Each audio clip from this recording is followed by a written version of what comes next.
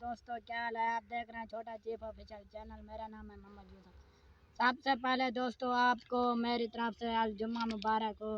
दोस्तों आपका आज का दिन कैसा गुजरा? मेरा तो बहुत अच्छा गुजरा दोस्तों। आज हमने जुम्मा पाल दिया खैर से सब ने। दोस्तों आप सबको अल्लाह पाक सेहत दे। दोस्तों मेरा चैनल जहाँ जहाँ भी देख रहे हैं सब देखने वाले खुश रहें दोस्तों। और आप मेरे चैनल को सब्सक्राइब ज़रूर किया करें दोस्तों, क्योंकि मैं आज से आपको रोज़ाना की नई नई वीडियो देता रहूँगा और इंशाल्लाह मेरी आपकी वीडियो ज़रूर आपको पसंद आती रहेंगी। और दोस्तों और मैं आज आपको एक न्यू शेर सुनाता हूँ। जाते जाते चलो स्टेटस सुनाता जाऊँ आपको, शायद पसंद आ जाए मेरा ये स्टेटस। वक्त बदल तो सिर्फ इंसान जाता है, वक्त तो सिर्फ एक बहाना है।